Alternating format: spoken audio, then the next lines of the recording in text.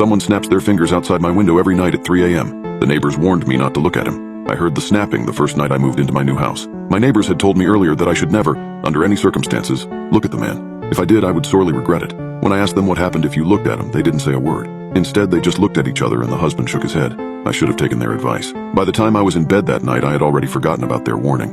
Until it started. I could hear the snapping, echoing from somewhere down the road, and I had forgotten to close my blind. Stupid mistake. I was just about to get out of bed and shut the curtains when suddenly the next snap came from right outside the bedroom window. I let out a startled cry. The house was a good 20 feet from the public sidewalk and separated by a garden gate and then a row of bushes. Somehow he had cleared that distance in less than a second. I covered my face with the pillow and curled up into a ball. A whispered prayer escaped my lips, and I hoped that God was stronger than whatever was outside. The thing started walking back and forth, going just past my house each time. His snapping started out slow and rhythmic, but got faster and faster each time until it reached a feverish speed. As they sped up, the snaps grew louder, much louder than any sound a human snap could make, to the point that they rattled the window glass in its pain and drowned out every other sound. I began to shake and shouted for Jesus to protect me. It was growing increasingly difficult to lie there defenseless in bed as the snaps grew louder. Part of me wanted desperately to jump out of bed and face whatever monster was outside, but it wouldn't stop. It just got louder and louder until my eardrums felt like they were about to burst. I tried stuffing the corners of my pillow down my ears, but it did nothing to quiet the incessant roar. Then just like that, there was silence. The noise stopped so suddenly that it was almost startling. From outside, a gravelly reptilian voice said, not in a whisper but in a low and quiet tone, "Good night." I can't put into words how frightening the experience was, but I had just bought the house. There was no way I could move out already. I got up without opening my eyes and shut the window curtains. It took 4 more hours to fall asleep, and even then only because the sun was starting to rise and the world felt safe again. After a while, I developed certain strategies for coping with my nightly visitor. I asked around, and some people in the neighborhood let me know that you could help drown out the noise by leaving a fan on through the night. It sounded dumb at first, but I was desperate enough to try anything at that point, and sure enough, it worked. The snapping was still loud but endurable, and after a week, I was sleeping through the whole thing. I started to tie the curtain shut and add a cardboard wall around the window so that there was no way I'd be able to accidentally look at him. I even put a tripwire in front of the window so I'd know if anyone tried removing it. I was determined. I wasn't going to move out of this beautiful place just because of one weird person. After implementing my nighttime defense strategies, my life started getting back to normal.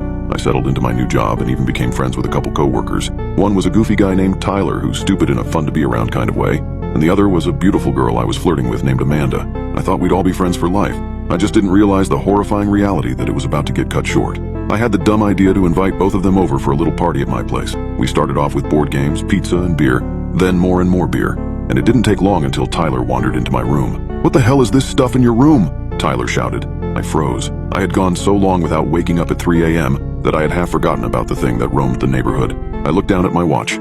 It was 2:55 a.m. Crap. I had let time get away from me. I got up and ran into my bedroom and Amanda followed me. "Don't touch it. Get away from the window," I shouted at Tyler, who was peeling back the box on the windowsill. He and Amanda stared at me with their mouths gaping open, and I knew I had to explain myself. I told them all about the thing that comes by every night at 3 a.m. and how it was incredibly dangerous to look at him. I expected them to think I was crazy, but that wasn't exactly how they reacted. "Whoa," Tyler gasped. "So, like, your neighborhood is haunted?" "Well, yeah, I guess technically, but it's not a huge deal as long as you stay away from that window," I said. "So, like, you've never even seen the guy that does this?" he asked me. I shook my head. "How do you know it isn't just some random loser playing a prank?" "Trust me, if you heard it, you would know that it isn't anything human," I told him. He looked at me with a flash of excitement. "What time is it?" he asked. I checked my watch again. 2:58. I stuttered and then looked at him in terror. I did not want them to witness the snapping.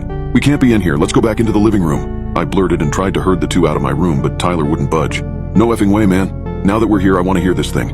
I'm staying." I could tell he meant it, and I didn't know what I could do to convince him to leave. Before I could even think of something else to say, I heard it. The snaps were starting from down the street. "He's coming," I said mostly to myself.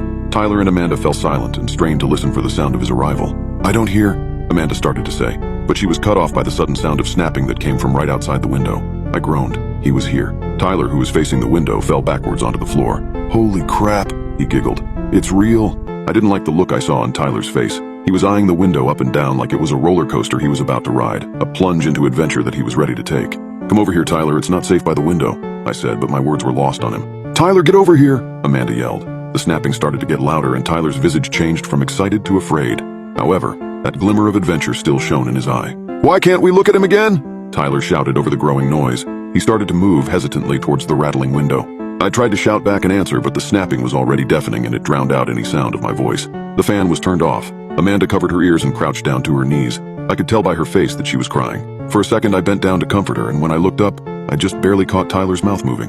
I'm not the best lip reader, but I could tell he said something like, "I think I'm going to open the window." as he reached to pull the box off the windowsill. I sprang up from the floor across the room towards him and shouted with all my might for him to stop, but it was too late. Just as I was about to reach him, Tyler undid the curtains and he laid eyes on the terrible thing outside.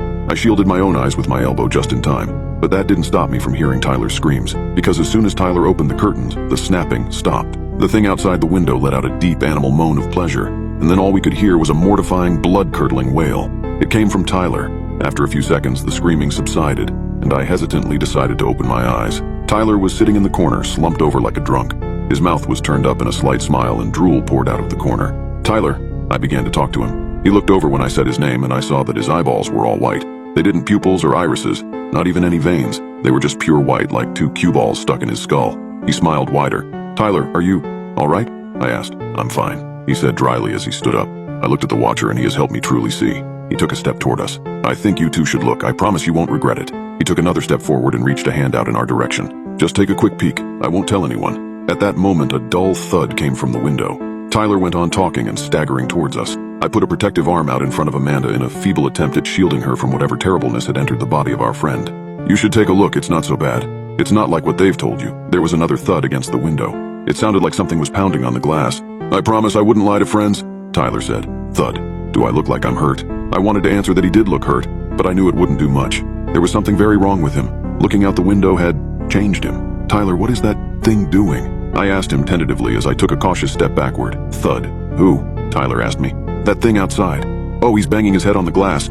He says that once someone looks at him, he's allowed to come in." As he said those words, there was another thud and the glass made a cracking noise. I turned around to look at Amanda and said the last words I would ever speak to her. "Get out now!" She took off running and I followed close after. Behind us I heard Tyler call out, this time in his normal voice, as if the real Tyler had fought his way out of the prison that was his mind. By the time I got through the front door, Amanda was already out of sight. Her car wasn't in the driveway, so I assumed she made it to safety. My car was in the garage and the keys were up in my room, so I ran away on foot. New screams and the sounds of tearing flesh echoed out into the night as I crossed the lawn and scampered down the sidewalk. There was so much adrenaline in my system that running was not difficult, even though I was severely out of shape. I ran until my frantic legs carried me to a public place, a fast food restaurant that I had never noticed before. Thank God it was open. I burst inside and collapsed onto the sticky tile floor where a worker had just mopped. He looked slightly annoyed, but not in the least bit shocked. I guess the graveyard staff at a fast food place see a lot of crazy shit. As soon as I regained my breath, I pulled out my phone and called 911. I told the operator that someone had broken in and attacked my friend. I hoped there was still a chance for Tyler, but in my gut I knew that it was over for him. The operator asked where I lived, and when I gave her the address, her tone of voice completely changed. "Did he look out the window?" she asked. I guess emergency services was already aware of the thing that wandered the neighborhood. "Yeah, he did," I sniffled. "Well, I'm sorry, sir, but there's nothing we can do for your friend. We will try to recuperate most of your belongings in the morning, but you cannot go back to that house. Do you have somewhere else you can stay?" she asked. I was speechless. There was nothing they could do. What was that thing that went snapping outside my window every night, and how was it so terrifying that even 911 wouldn't mess with it? Eventually, I lied to her and said I could stay at a relative's house, but truthfully, I had nowhere to go. My only two friends in the area were Tyler and Amanda, one of whom was literally in the belly of the beast and the other wasn't answering my calls. I eventually moved to a new neighborhood with a good job and new friends. Things are going great, but I'm starting to get a little worried. My next-door neighbors just called and said that they want to come over to discuss some community guidelines. They said it has something to do with locking your doors every time there's a full moon. I swear I can't take this stuff anymore. Why can't I just find a decent place to live?